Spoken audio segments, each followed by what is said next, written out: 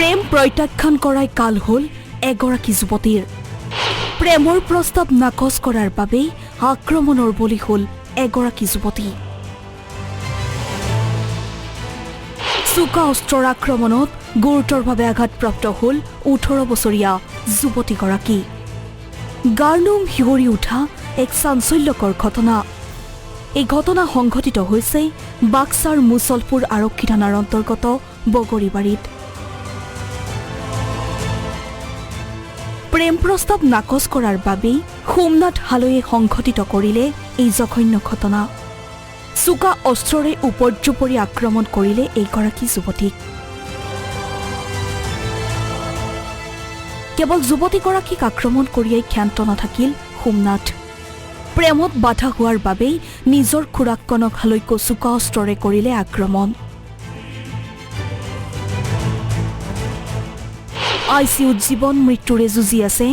এতিয়া যুৱতীগৰাকীসহ কনক হালৈ চোকা অস্ত্ৰৰে আঘাত কৰিছে কাৰণ তেখেতে আজিৰ পৰা প্ৰায় এবছৰ দুবছৰ আগৰ পৰা সেই ছোৱালীজনীক মানে বিয়া পাতাৰ কাৰণে মিছা প্ৰলোভন দি মানে ভাল পাব লাগে কিবা কৰিব লাগে কিন্তু ছোৱালীজনী সেই সম্পৰ্কত মান্তি হোৱা নাই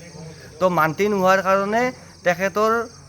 বিকাৰত এই ছোৱালীজনীক আজি এই চোকা অস্ত্ৰৰে তেখেতে আঘাত কৰি এই অৱস্থা কৰিছে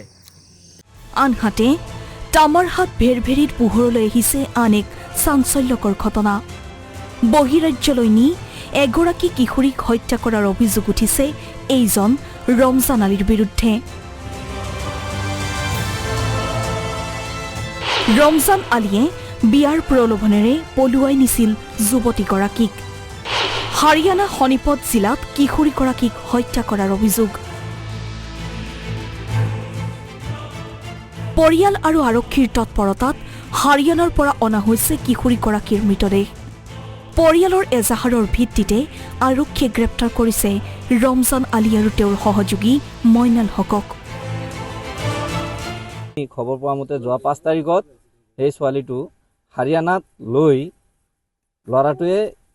মানে মাৰি পেলাইছে আমি জানাত মাৰি পেলাইছে তাৰপিছত আমাৰ তামাৰহাট থানাৰ ওসি মহোদয়ে এইটো খবৰ লৈ ডেড বডিটো অলৰেডি লৈ আহে আৰু যিজন ল'ৰাই ইয়াৰ পৰা পলাই লৈ গৈছিল ল'ৰাটোক এৰেষ্ট কৰে মুছলপুৰৰ পৰা গোলাপনাথ আৰু তামাৰহাটৰ পৰা ৰুহুল আমিনৰ ৰিপৰ্ট আসাম টক্স